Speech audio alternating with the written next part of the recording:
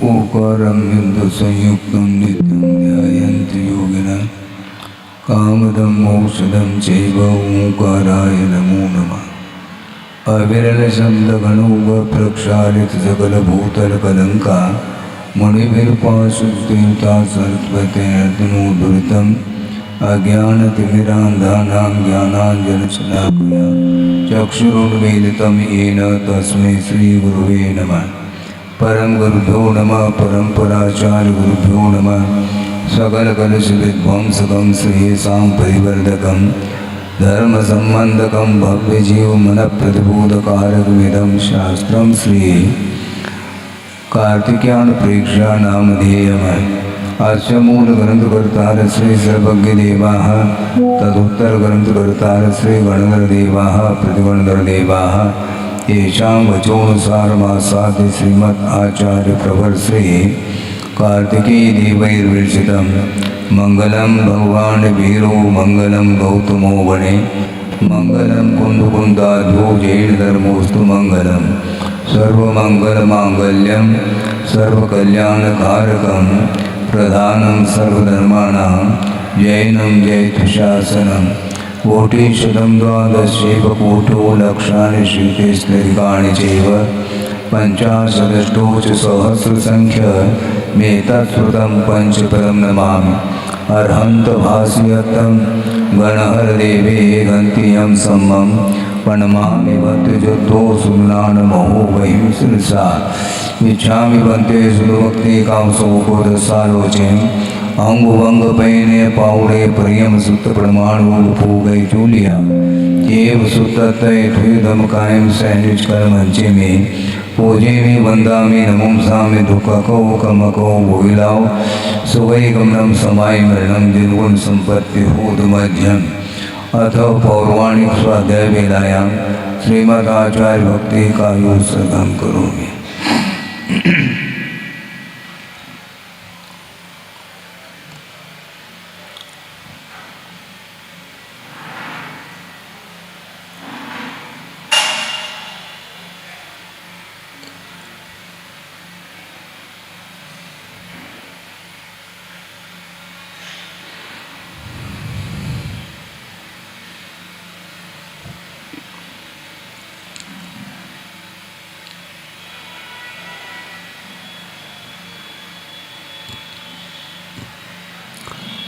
जलधिपार्गेभ्य स्वपरमत विभावना परुमतेभ्य सुचरितपूर्णदेभ्यो नमो गुरुभ्यो गुणगुरुभ्य छत्तीस गुण समज्ञे पंचमे आचार कर्ण संदर्शे शिष्यानुगफले सदा वंदे गुरुभक्त संजमेन तरंत संसार सायरं घोरं चुन्नन्त्यष्टकमं जन्मन मरणं न पावेन्ति ये नित्यं धृतमन्त्रो निरता ध्यानाग्निहोत्रा गुणा षट्कर्मा विरता तपोधर्मना साधु क्रिया साधव शीलप्रावरणा गुणप्रहरणा चन्द्रारतिजोदिकाः मोक्षद्वारपाठपाठनवटा प्रीणन्तु मां साधव गुरुव पान्तुनो नित्यं ज्ञानदर्शननायकाः चारित्राणुगम्भीरा मोक्षमार्गोपदेशिकाः इच्छामि बन्ते आयुर्भक्ति कांसोकोदसालोचन समनान समनत्न संतृप्तानं पंचम्याचाराणाम् आयुर्यानम् आयुरादिस्मराणुदेशानं वैध्यायानं तिरेणुगुणपालुयानं सौसानं सैनिष्करमचे मे पूजे मे वन्दामि नमं सामि दुःखको कमको भोगिलाओ सुवै गमनं समाय मरणं निर्गुण संपत्ति होदवज्यम् तिहोवर्णतिलयं देवं वन्दितातिहोर्निन्दपरिपूज्यं वोचम् अनुपेहावो भवीयजनानन्दजननीवो।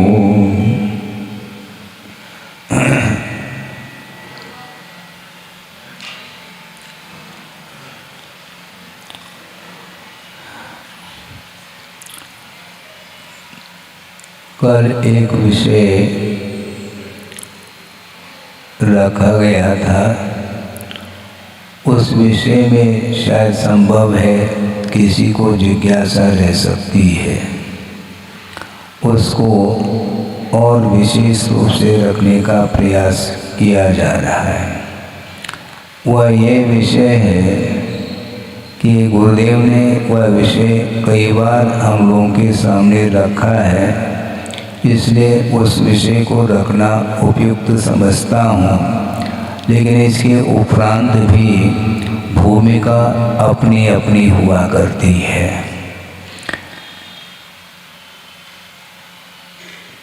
परिचय जय को लेकर के विषय आता है, क्योंकि संवर के कारणों में परिचय विजय को भी एक साधन के रूप में स्वीकारा है आगम ग्रंथों में।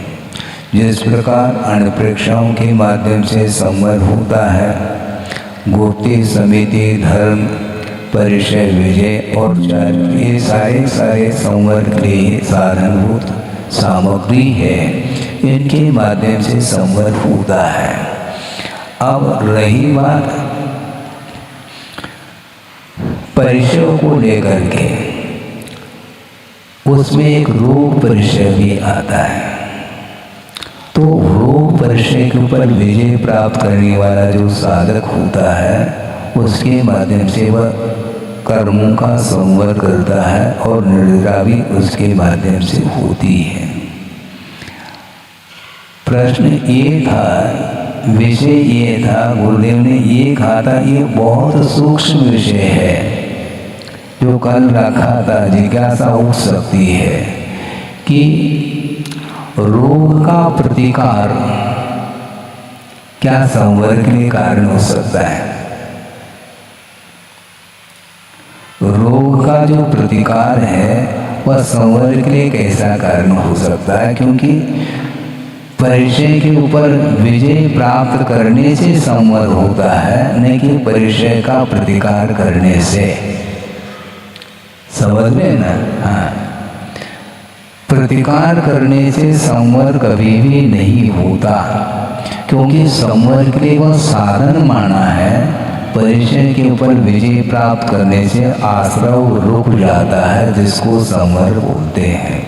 इसलिए नमोकार मंत्र का आलम्बन लेकर के यदि वह रोग को ठीक करना चाहता है, तो गुरुदेव का कहना है कि वह परिचय से दूर हट रहा है।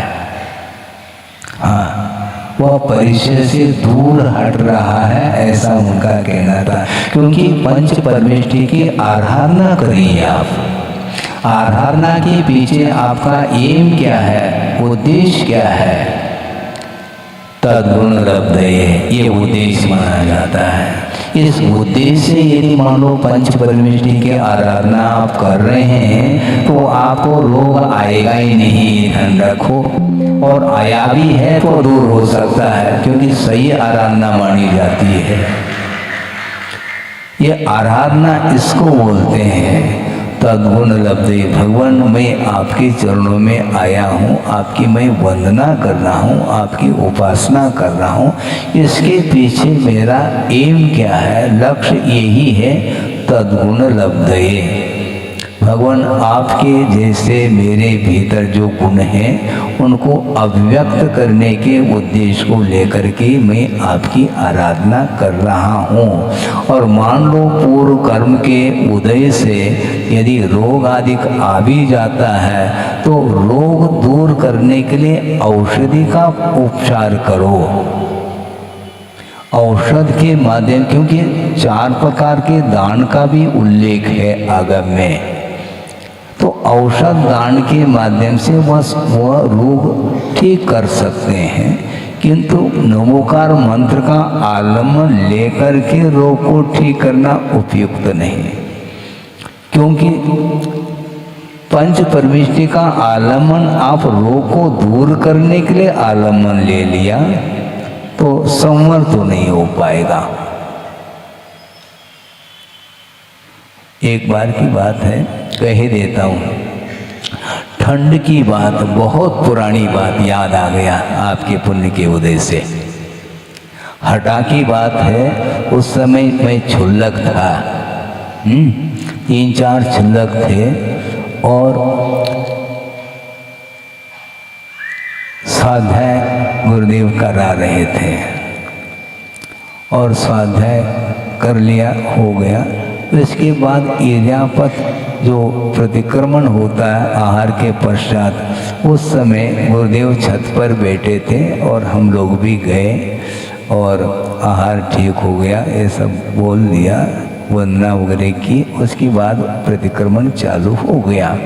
उसमें कि धूप कुछ उस दिन तेज लग रही थी, तो एक क्षुल्लक जी ने अपने पीछे को यूं कर दिया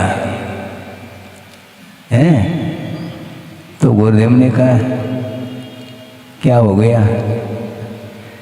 ये क्या, ये कौन सा उपकरण है, संयमोपकरण है क्या, कुछ और कौन सा उपकरण है, मैं बताओ। ये संयमोपकरण है, ये किसी विषय को प्रतिकार करने के लिए नहीं है। आपको धूप लग रही है तो आप छाया में बैठो, ये बात अलग है, किंतु पीछे के माध्यम से आप उसको रोकना चाह रहे हैं, वो ठीक नहीं है। अर्थ क्या हुआ, वह संयम का उपकरण माना जाता है, उसके माध्यम से संयम का ही अनुपालन होता है। उसी प्रकार पंच परमेष्टि की आराधना के माध्यम से कर्म का ही क्षय करने के उद्देश्य से उपासना करनी चाहिए। उसका आलम्बन लेकर के कुछ दूसरा कार्य करना चाहो तो वो आलम्बन ठीक नहीं। आप व्यवसाय के समय पर व्यवसाय करिए, किंतु आप एक छत्र लगा रहे हैं, उद्देश्य हमारा दुकान, हमारा मकान, हमारा परिवार फला फूला रहे, इसलिए एक छत्र आपने लगाया। इसके माध्यम से क्या होगा, कर्मों की निर्जरा होगी, जबकि पुरुषार्थ कहा है, अर्थ पुरुषार्थ करिए, व्यवसाय के समय पर व्यवसाय करिए, किंतु व्यवसाय भगवान को नहीं बनाना, व्यवसाय के लिए आलम्बन के रूप में नहीं। भगवान की आराधना प्योर आराधना मानी जाती है। हमें जनगुण संपत्ति हो मध्यम, हे भगवान आपके अंदर जो गुण है संपदा वह हमें भी प्राप्त हो, किंतु भगवान के गुण आपके अंदर नहीं आएंगे, नहीं तो भगवान खाली हो जाएंगे। फिर ऐसा थोड़ी होता है? वो लेन देन नहीं हो सकता, उसमें गुणों का आदान प्रदान संभव नहीं है। आप आहार दे दो और हम अपने अंदर से गुण आपको बदले में दे दें, ऐसा कुछ होता है क्या? नहीं हो सकता। गुणों का तादात्म्य संबंध होता है गुणी के साथ। गुण और गुणी का जो संबंध है वह उसका पृथक अस्तित्व संभव ही नहीं।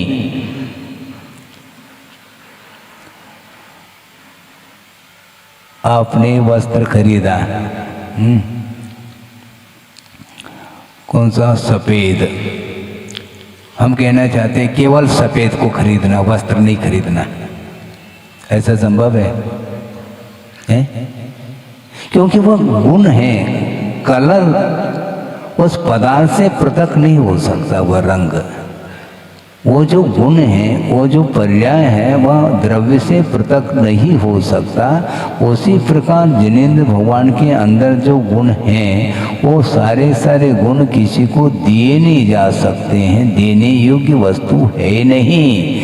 इसलिए भगवान जैसे अपने अंदर गुणों को प्राप्त करना चाहो तो तद्गुण लब्धे। भगवान की प्योर उपासना करो, आराधना, उसमें किसी भी उद्देश्य को लेकर के नहीं। यदि उद्देश्य बनाना है तो कर्म क्षय के उद्देश्य को लेकर के यदि आराधना करते हैं, उसके माध्यम से संवर और निर्जरा होगी और शास्त्रीय पुण्य का संचय होगा।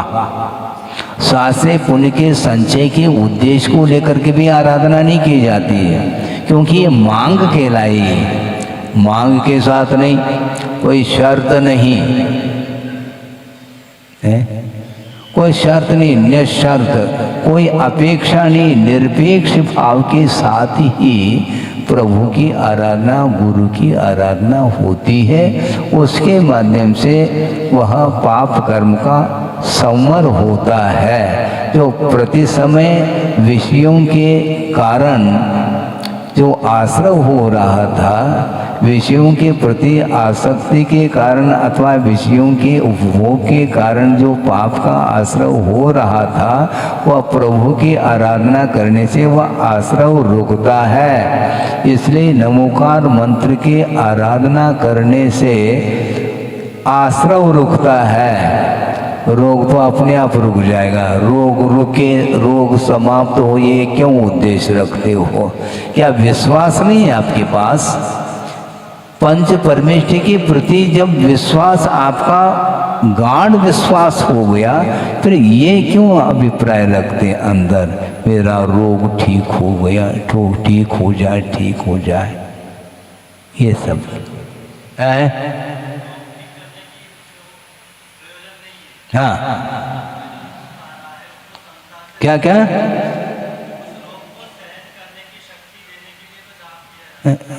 शक्ति क्या है उसको?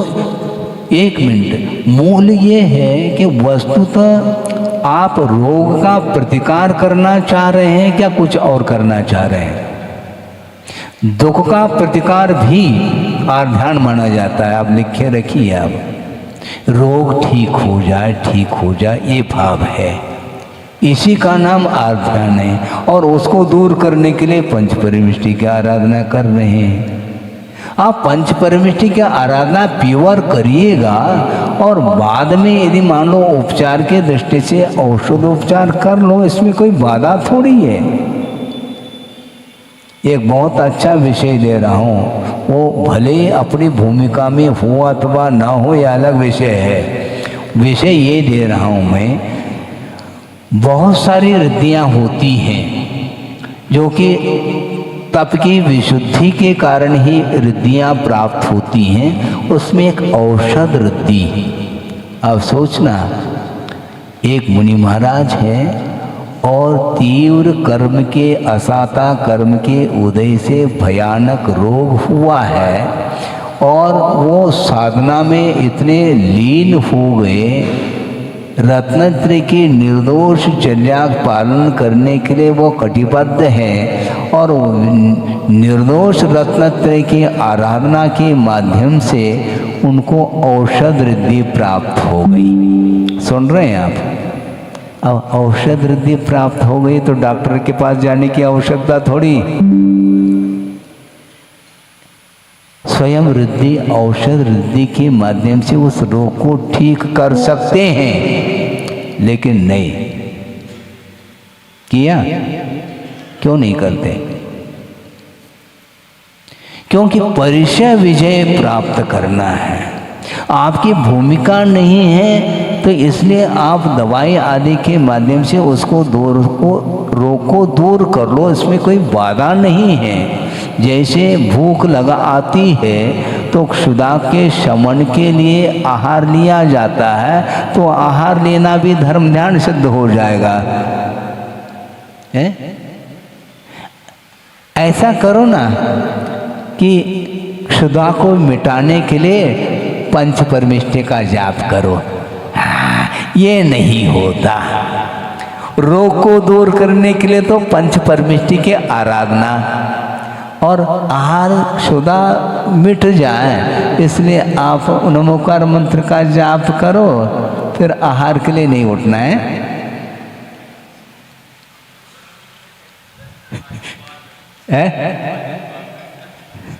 यही तो समस्या है। मतलब हम अवसरवादी है, रोग को दूर करना है, नमोकार मंत्र का जाप कर लो। नमोकार मंत्र का जाप करना है फिर औषध का प्रयोग नहीं करना है। ये कोई काम करो, या तो औषध ले लो। इसलिए 4 प्रकार के दान का प्रावधान आगम में आया है, प्रावधान किया है। समय पर आहार, समय पर औषधि का पान, ये सब कर सकते हैं, कोई बाधा नहीं। हाँ, जबकि दूसरे के लिए अवसर देव ना आप नमोकार मंत्र का आलम्बन ले करके आप रोग को दूर करने की अपेक्षा से जो सामने जो खड़ा है वैयावृत्ति के लिए, उसके लिए अवसर दे दो, वो आपको दवाई दे करके रोग को ठीक कर देगा। वस्तुतः यही होना चाहिए, क्योंकि प्रतिकार का भाव मन में आता है तो वह परिचय विजय नहीं माना जाता है। और आगम में ये लिखा है कि परिचय विजय भी संवर के लिए कारण है। तो आप संवर करना चाहते हैं क्या, रोग को दूर करना चाहते हैं? रोग को दूर करने की भावना आ गई तो विजय संभव नहीं, और विजय नहीं होगा तो आसरो रुकने वाला नहीं।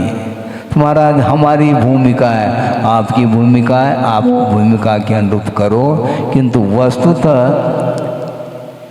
है क्या इसमें तथ्य? क्योंकि वो इसलिए गुरुदेव कहते हैं कि अपना अनुभव मत बताओ, आगम दिखाओ। तो हम आगम को दिखा रहे हैं। हाँ, आगम में यही लिखा है। हाँ हाँ हाँ, उपयोग क्यों, उपयोग हमें क्या, वो क्या कर रहा है, उपयोग क्यों बदलना? इसका अर्थ वह असह्य वेदना हो रही है, उपयोग को डाइवर्शन देना भी परिचय से दूर हटना है। ये ध्यान रखो। भूख लगी है, ठीक है, लगने दो।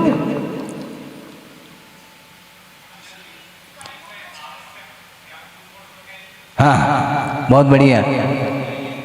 हाँ हाँ, ठीक है ना। फिर स्वाध्याय भी आवश्यक नहीं, क्योंकि मूल गुण नहीं है ये उत्तर गुण है। ध्यान रखो, आप आए हैं, हमने देखा नहीं था। वो मूल गुण नहीं, वो कंपलसरी नहीं। तो स्वाध्याय कंपलसरी है क्या? बल्कि आचार्यों ने श्रवण के लिए स्वाध्याय को कंपलसरी नहीं रखा। 28 मूल गुण के अंतर्गत 6 आवश्यकों का उल्लेख किया। उन 6 आवश्यकों में स्वाध्याय को गर्भित नहीं किया। गिन लो आवश्यक कौन कौन से होते हैं। हाँ,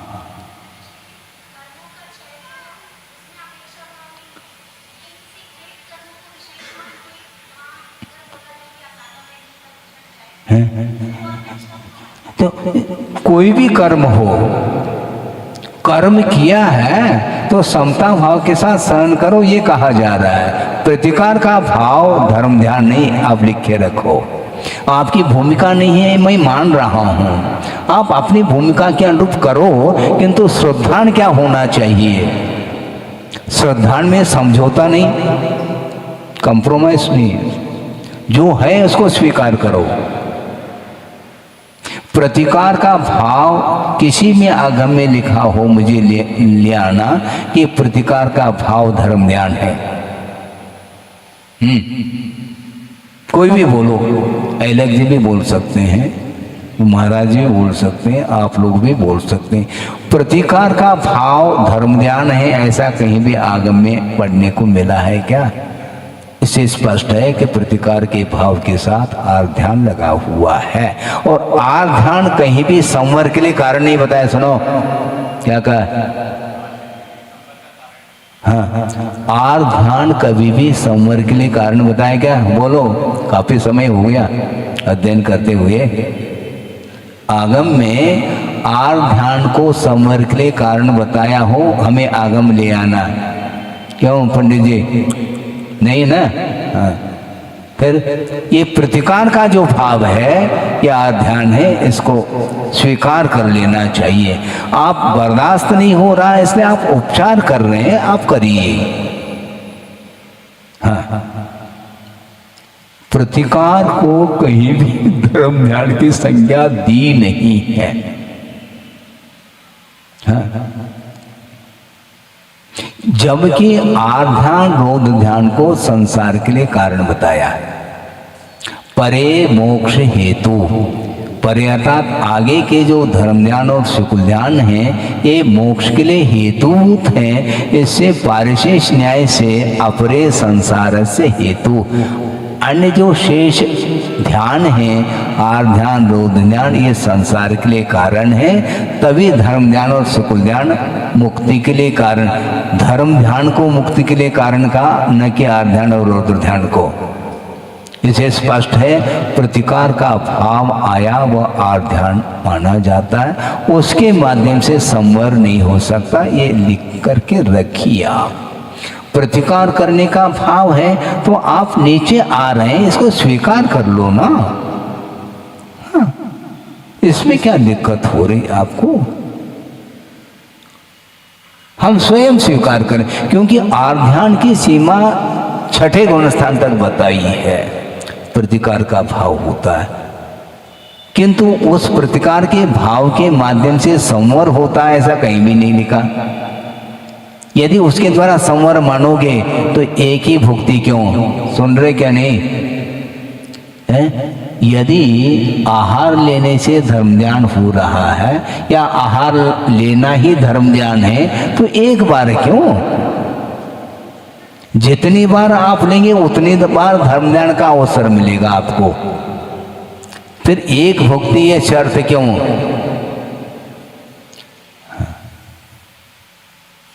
इसलिए प्रतिकार और ध्यान।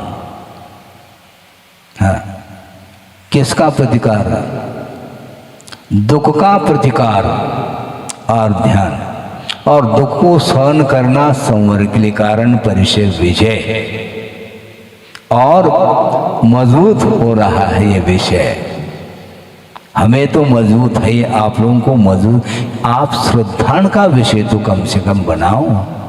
ये तो श्रद्धान भी यदि मान लो कमी रहेगी तो फिर आपके कदम फिर बढ़ नहीं पाएंगे चारित्र की ओर।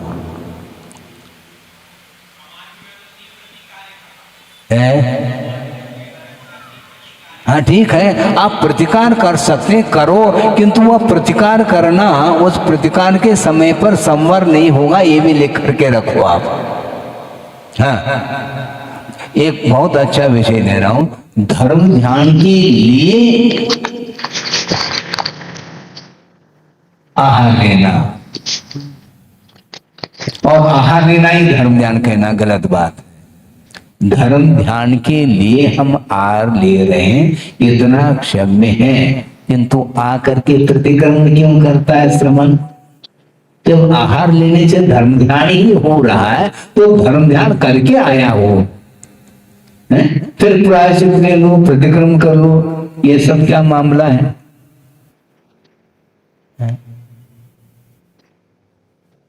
इसको आचार्यों ने अपवाद कहा, ये बाईपास, मेन लाइन नहीं है। ये प्रतिकार को ही आचार्यों ने कहा ये अवरुद्ध संयम है। आप सुन रहे हैं? अवरुद्ध संयम और उपेक्षा संयम दो प्रकार का संयम होता है। अवरुद्ध संयम में प्रतिकार होता है। समझने के लिए श्रवण की भूमिका में क्या होता है वो आपके सामने रख रहा हूं, आपकी क्या स्थिति है आप जानो।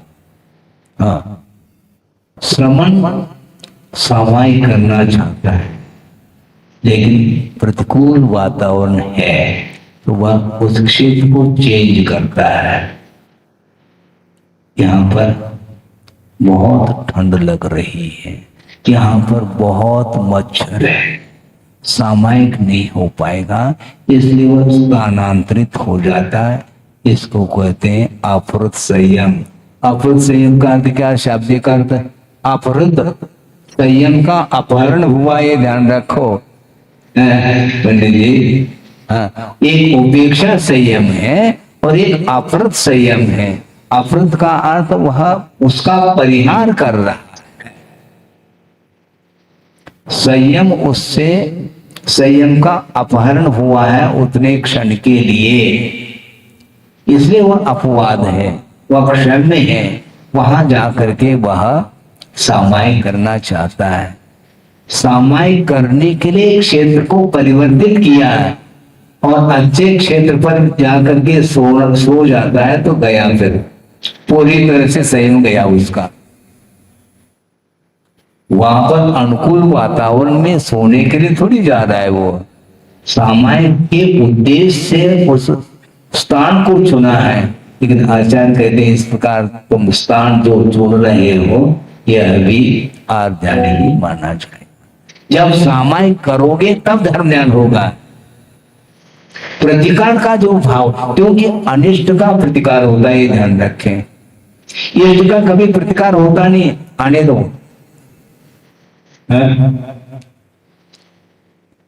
इष्ट का कभी प्रतिकार होता है क्या? अनिष्ट का प्रतिकार। भोजन में सामग्री इष्ट नहीं है तो उसका प्रतिकार, और इष्ट है तो उसका ग्रहण। ये दोनों आध्यान है इधर। इष्ट का ग्रहण आध्यान, अनिष्ट का प्रतिकार आध्यान। इन दोनों से ऊपर उठना धर्म ध्यान। आपकी भूमिका आप जानो। श्रवण के लिए कहा जा रहा है, मतलब श्रवण भी आध्यान की भूमिका में आता है और श्रावक तो उसकी बात ही नहीं है। हाँ, तो इसीलिए नमोकार मंत्र के आराधना के माध्यम से वह जनगुण संपत्ति के लिए करता है, वह धर्म ध्यान के लिए वह कारण। यदि नमोकार मंत्र ये जो साधन है ये धर्म ध्यान का साधन है, न कि आध्यान का साधन है। इसके द्वारा प्रतिकार संभव नहीं, न इसके द्वारा कोई ग्रहण भाव है। केवल जनगुण संपत्ति और कोई संपत्ति नहीं, वह विपत्ति के लिए कारण है। ध्यान रखना। आ रहा है क्या नहीं समझ में? अब तो क्लियर आ रहा है। भले आपकी भूमिका नहीं है, मैं मानता हूं आपकी क्यों श्रवण की भी भूमिका नहीं है, इसलिए वह आहार लेने के लिए आ रहा है। और जो मान लो 1 महीने तक उपवास करके बैठे हैं तो उनके लिए, उनकी जो निर्जरा, उनके लिए जो संवर हो रहा है वह प्रतिदिन जो उठ रहा है उसके लिए संभव है क्या? आहार लेना धर्म ध्यान है तो करो ना। तो जो उपवास है 1 महीने से वह धर्म ध्यान नहीं कर रहा है, क्योंकि आहार के लिए नहीं उठ रहा है। वो आहार के लिए उठना धर्म ध्यान हो गया, तो 1 महीने के लिए धर्म ध्यान से वंचित है क्या वह श्रमण? आप कहना क्या चाहते हैं? ऐसा नहीं। प्रतिकार का भाव जो आया है वह अनिष्ट का प्रतिकार होता है, क्षुधा सह्य नहीं है। क्षुधा को सहन करने की क्षमता नहीं होने के कारण वह उठ रहा है। ये बात अलग है कि आगम के अनुरूप ही विधिवत लेकर के आएगा, इसलिए पुनः वह धर्म ध्यान में आ सकता है।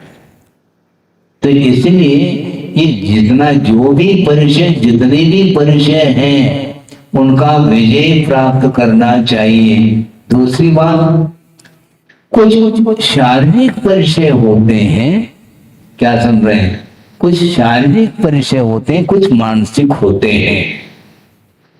और मानसिक परिचय के ऊपर विजय प्राप्त करना भी बहुत कठिन हो गया है।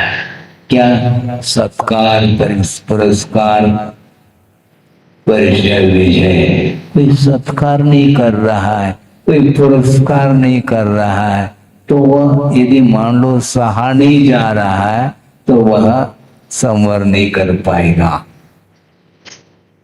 आइए आइए किसी ने कहा नहीं, मान लो तो क्या हो गया? नहीं कहा तो नहीं कहा, इसमें क्या दिक्कत है अपन को? किंतु जहां पर कहना चाहिए वहां पर कहना चाहिए, नहीं तो गाड़ी रिवर्स। कब? आहार के समय पर वहां पर नवधा भक्ति कंपलसरी है। बाद में आप उस श्रमण की भक्ति करो या ना करो, कोई अपेक्षा नहीं उनको। और दूसरी बात, उस समय भी कोई अपेक्षा उनको नहीं, किंतु उस लिंग के प्रति, उस लिंग के प्रति जो बहुमान है उस बरकरार बनाए रखना चाहिए। नहीं है वो कोई प्रतिकार नहीं करता, वापिस महाराज क्या गलती हो गई, क्या गलती हो गई, याद कर लो गलती क्या हुआ। महाराज उस समय आपको बताना चाहिए था। तो सब कुछ मैं बता दूं तो तुम क्या कर लोगे फिर? हाँ बहुत बढ़िया, ऐसे ही कर लेना है, कल पढ़ना है।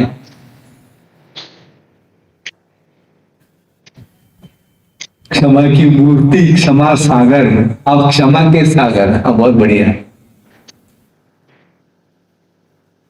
ऐसा संभव नहीं है। बाद में भले ही बताना यह अलग वस्तु, उस समय हम बोल नहीं सकते।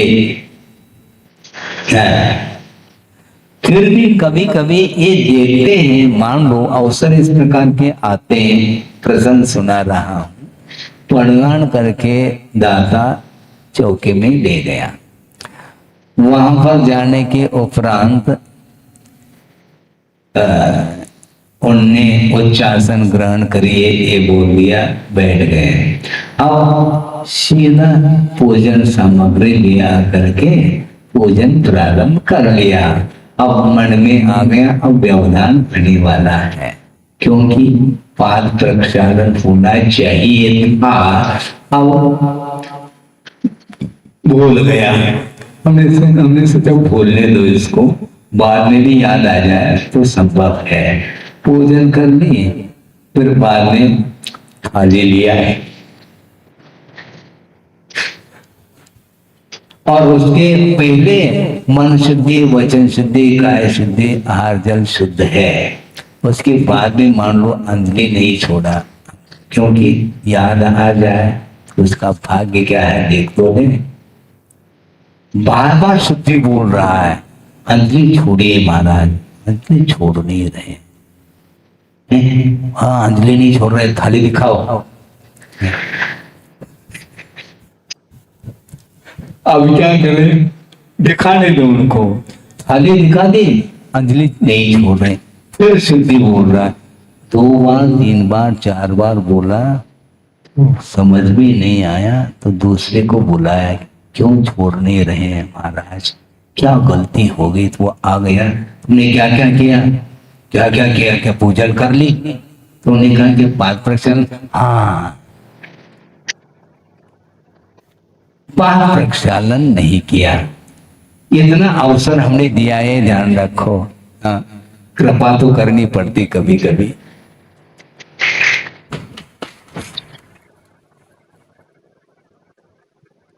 ये है स्थिति। होने दो, कोई बात नहीं, अच्छी सामग्री बनी है। और पूरी थाली दिखा दी। अब गाड़ी रिवर्स करना ठीक नहीं, करके आऊं तो अच्छा, बाद में हम एक क्लास दे देंगे, ऐसा नहीं हो सकता। इसलिए आचार्य कहते निरीह वृत्ति होती है साधक की, वहां पर मिले अथवा न मिले इससे कोई प्रयोजन नहीं, किंतु विधि वैदिक मान लो कमी है, उसको हम स्वीकार नहीं करेंगे। हाँ बाद में यहाँ आने के उपरांत मान लो वो समय पर आने रहा, समय पर वह आकर के वैसे ही बैठ गया, मान लो नमोस्तु तक नहीं किया, हमें कोई प्रयोजन नहीं है, वो समय प्रयोजन है। तो इसीलिए वस्तुतः ये जितने भी विषय हैं इसको अपर संयम बोला है। क्षेत्र से क्षेत्रांतर क्योंकि वह क्षेत्र उसके लिए प्रशस्त महसूस नहीं हो रहा। इसका अर्थ प्रशस्त और अप्रशस्त का भेद उसके अंदर है, इसलिए धर्म ध्यान नहीं हो सकता उतने काल में। और यहां से दूसरी जगह पहुंच गए मच्छर के कारण, वहां यहां से मच्छर वहां उड़ करके आ गए। अब क्या करेंगे? दिन भर ऐसे कर ले तो सामायिक समाप्त हो जाएगा, सामायिक का काल। रात में ऐसा हो रहा है मान लो, तो क्या करेंगे?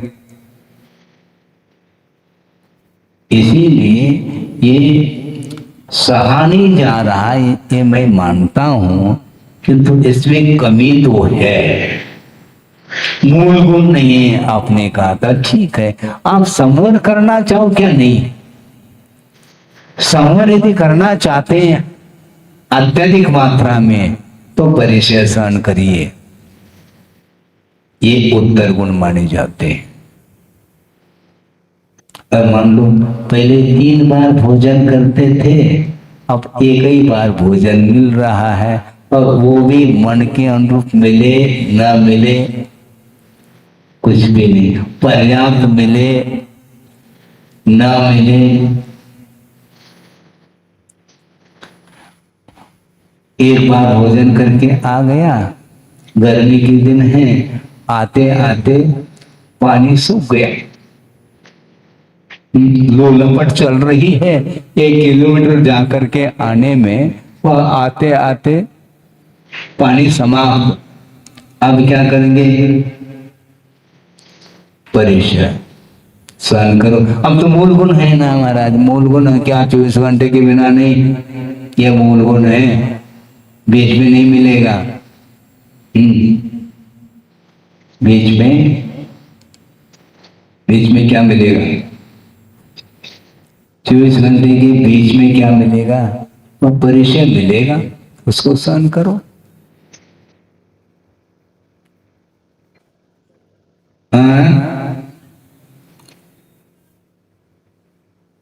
क्या कह रहे? हाँ, वो उद्देश्य अलग है, क्योंकि आपकी भूमिका ही अलग है। जब श्रवण की भूमिका में भी ये दशा हो रही है, तो श्रावक की कथा क्या करें हम? वो अकथनीय है विषय, वो कथा उसकी कर ही नहीं सकते, क्योंकि उसका मन लगता ही नहीं बहुत जल्दी।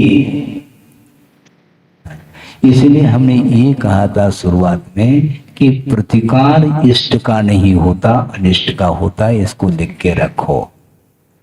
प्रतिकार जो होता है वो अनिष्ट का होता है। यदि इष्ट का प्रतिकार कर लोगे तो धर्म ज्ञान हो जाएगा।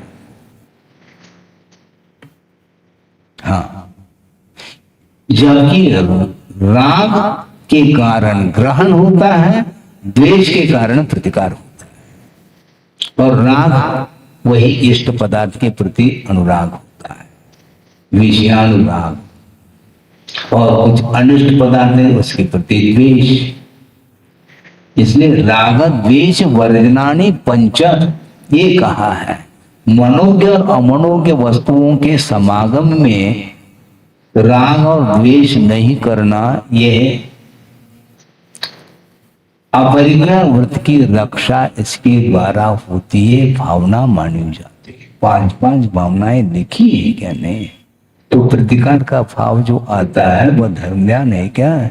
नहीं। इसलिए आप प्रतिकार करना हो तो प्रतिकार के लिए जो साधन है उन साधनों के माध्यम से प्रतिकार करो, न कि पंच परमिष्टि के आलम्बन से। ये कहा जा रहा है क्योंकि पंच परमिष्टि के आराधना के माध्यम से आश्रव नहीं होता, संवर और निर्जरा। संवर और निर्जरा के लिए कारण है पंच परमिष्टि धर्म ध्यान की सामग्री है क्या? ध्यान की, धर्म ध्यान की। इसलिए धर्म ध्यान की सामग्री को सुरक्षित रखो। और ध्यान की सामग्री नहीं हो तो पीछे यूं जो रखी थी चिलक जी ने, गुरुदेव ने कहा ये क्या किया तुमने? इसलिए दिया क्या? संयमोपकरण के लिए दिया है।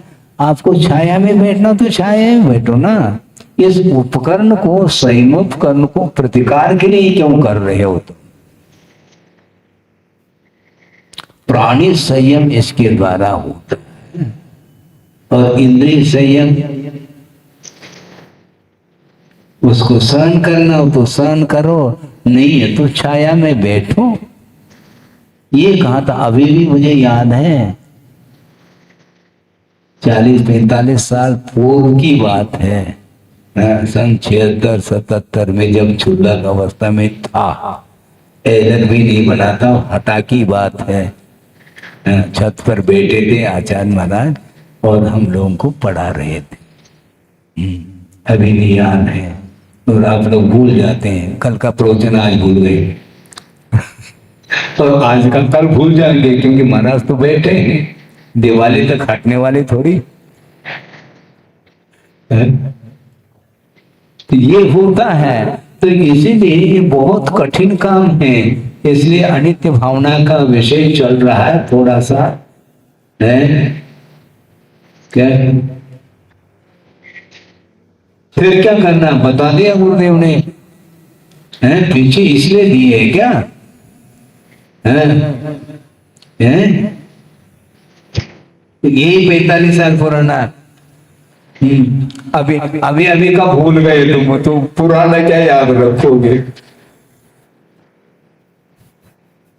45 साल पुराना, इन्हें सन 76-77 में क्षुल्लक अवस्था में देव पढ़ा रहे थे।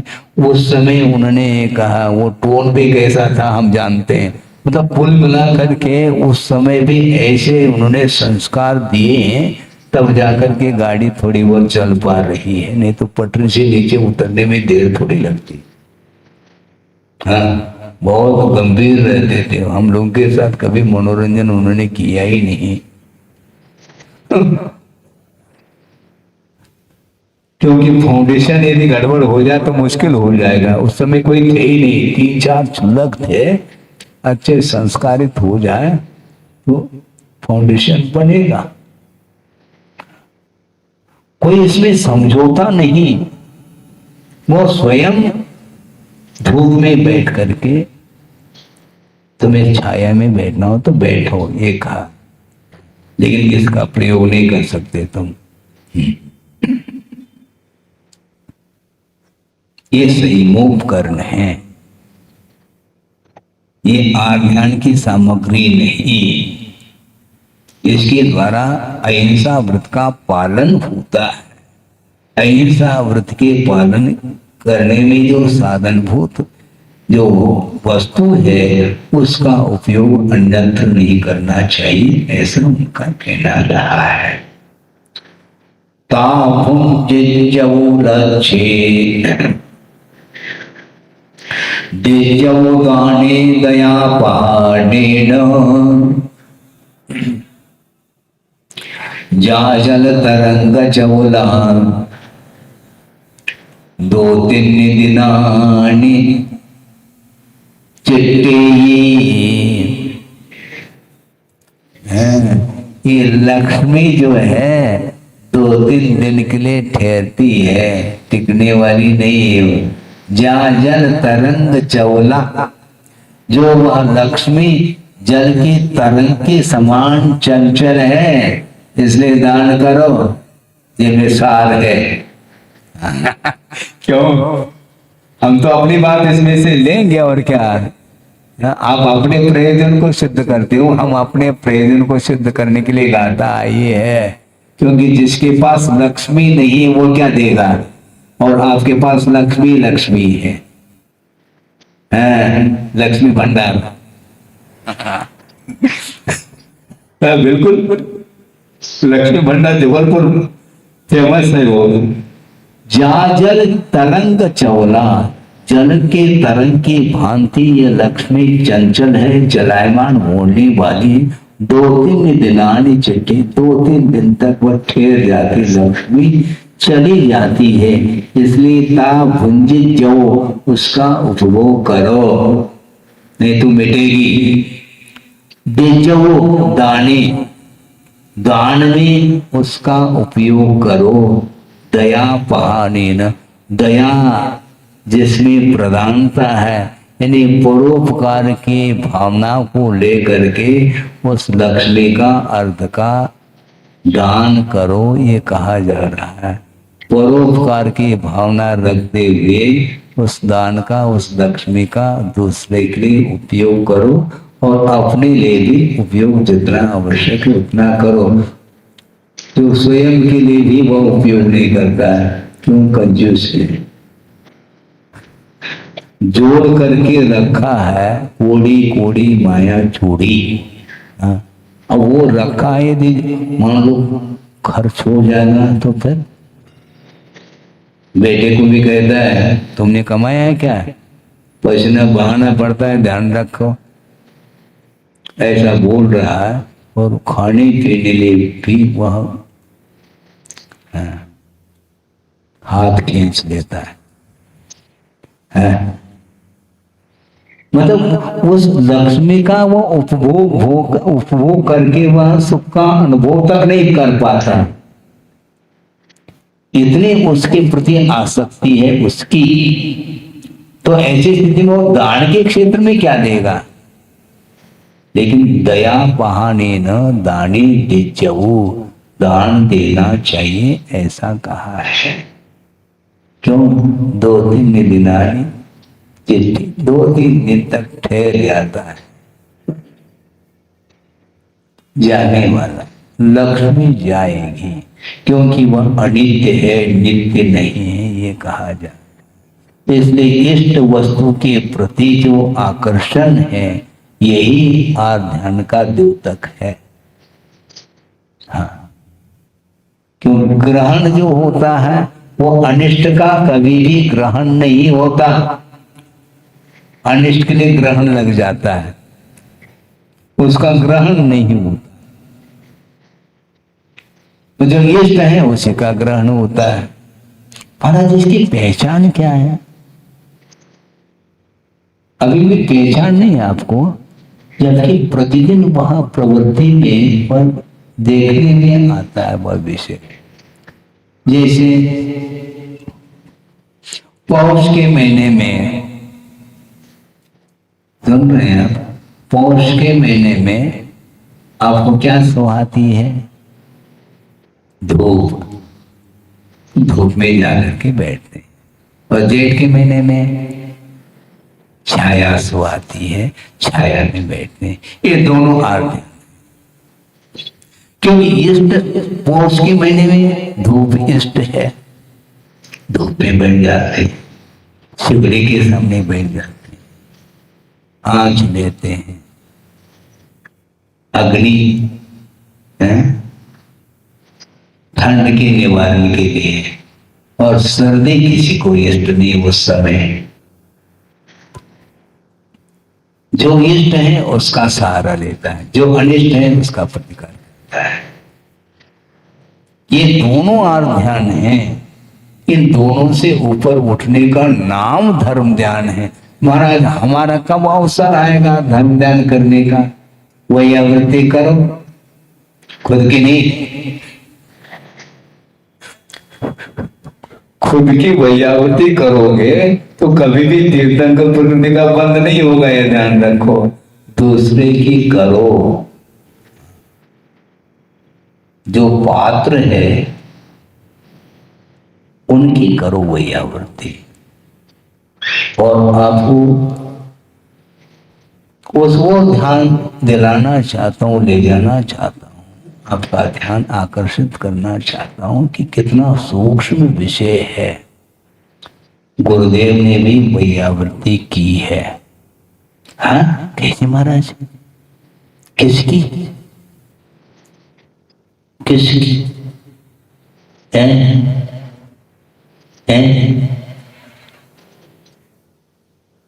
आप अभी समझ नहीं पा रहे हैं। ज्ञान सागर जी की तो की है, लेकिन ध्यान नहीं जाएगा आपका, इसलिए हम ध्यान दिलाना चाहते हैं, शायद आपको ध्यान में आ सकता है।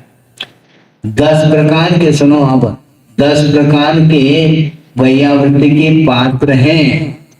उसमें आचार्य, उपाध्याय, शिष्य, ग्लान, गण, कुल, संग, साधु और मनोज्ञ। मनोज्ञ की भी वैयावृत्ति होती है। मनोज्ञ किसको बोलते हैं महाराज? दीक्षा अभिमुख मनोज्ञ।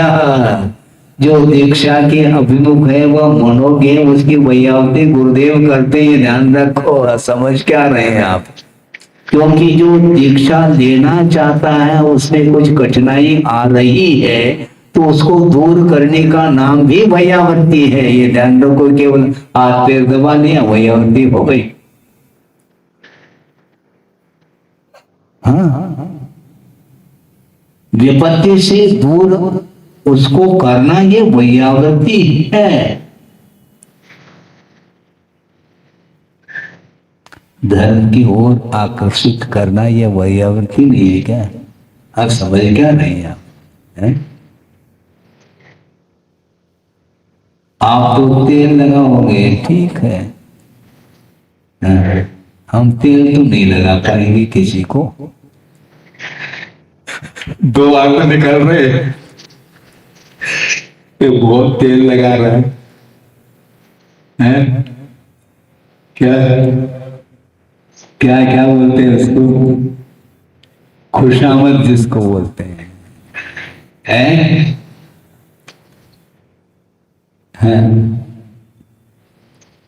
वो नहीं।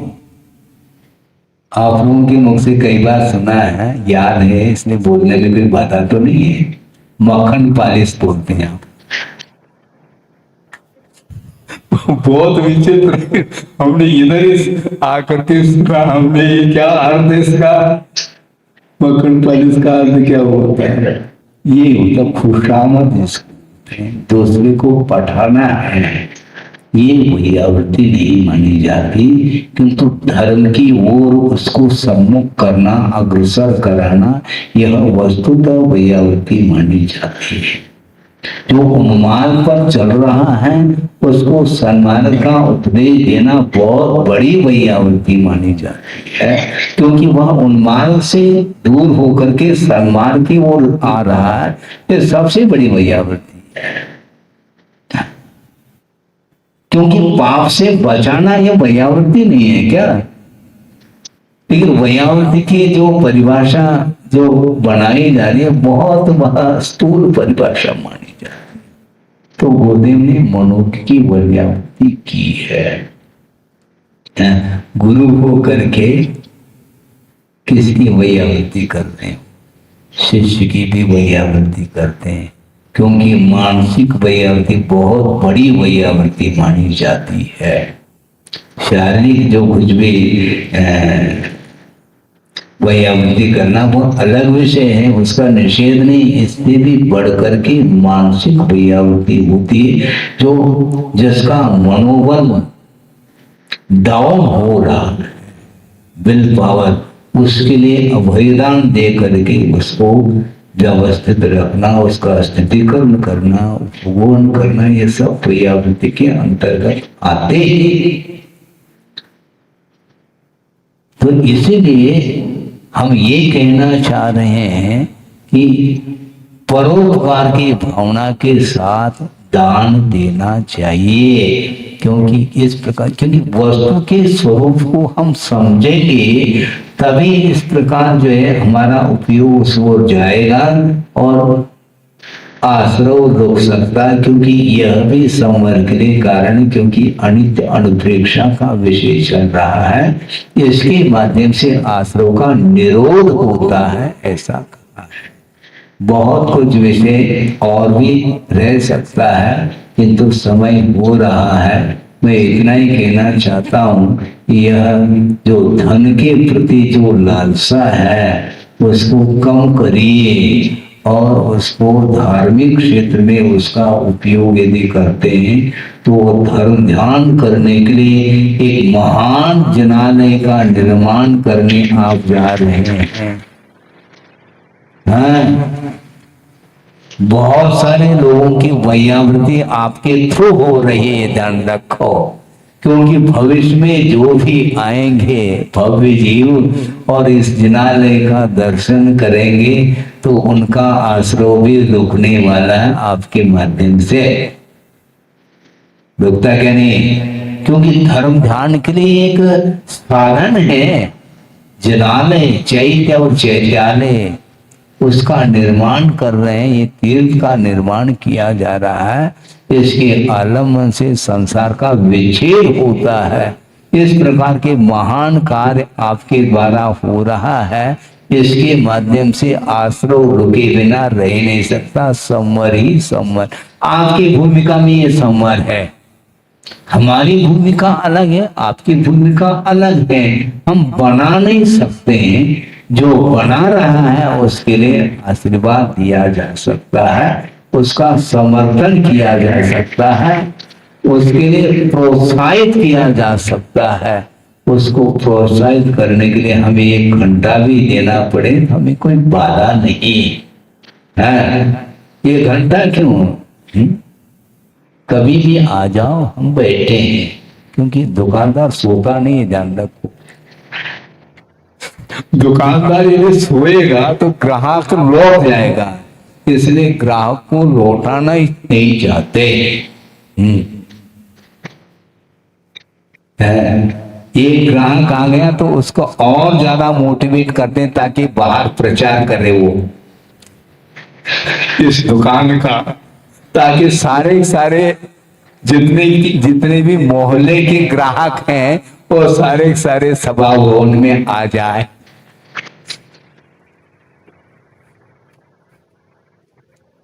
यही तो स्वार्थ है, ये स्वार्थ नहीं, ये परमार्थ है, ये ध्यान रखो।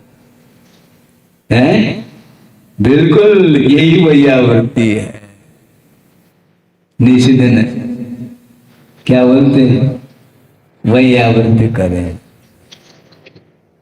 हाँ बिल्कुल इसको बोलते हैं। इसीलिए धर्म की ओर अग्रसर करना बहुत आवश्यक है। और जितनी संख्या, कितनी पूरी सभा भरी हुई, बिल्कुल बंद करने के लिए कोई आवाज नहीं आ रही उनकी तरफ से। इतने लगन के साथ, आस्था के साथ बैठे हैं और शांति के साथ सुन रहे हैं। ये सारे संस्कार निरंतर आपके अंदर बने रहें, यह प्रभु से प्रार्थना है। उसके माध्यम से, इसके बिना धर्म टिकने वाला नहीं। पंचम काल के अंत तक मोक्ष मार्ग यह निरंतर बना रहेगा। धर्म ध्यान करने के लिए वातावरण बना रहेगा।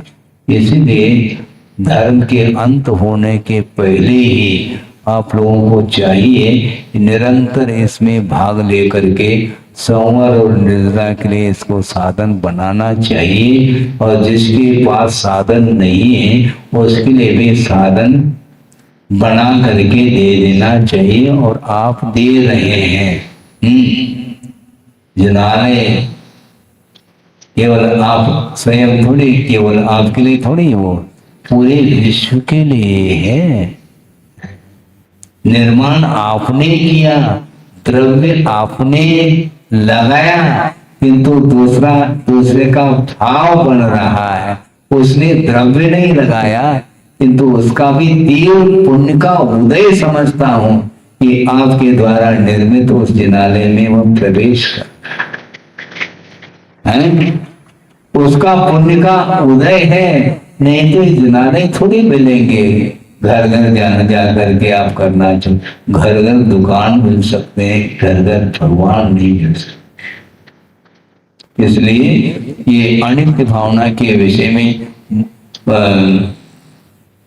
जो जिज्ञासा रखी थी एक महाराज ने, उसको ही भूमिका के रूप में आपके सामने विषय रखा। निराकार सागर ने जिज्ञासा रखी थी कि महाराज आपने रोग को दूर करने के लिए नमोकार मंत्र का जो आलम्बन लिया, उसका आपने निषेध क्यों किया? निषेध नहीं किया। नमोकार मंत्र का आलम्बन हमेशा कर्म क्षय के लिए लिया जाता है, रोग आदि के प्रतिकार के लिए नहीं लिया जा सकता। जिसकी भूमिका है वह अलग विषय है, किंतु श्रवण की भूमिका में हमेशा वह प्रभु की आराधना कर्म क्षेत्र के लिए ही करता रहता है, करे इतना ही पर्याप्त है। बोधि समाधि परिणाम शुद्धि स्वात्मोपलब्धि शिवसोप सिद्धि चिंतामणिम चिंतित वस्तुदाने त्वामंद मानस्य ममास विधि। परम पूजाचार्य से विग्रह समझ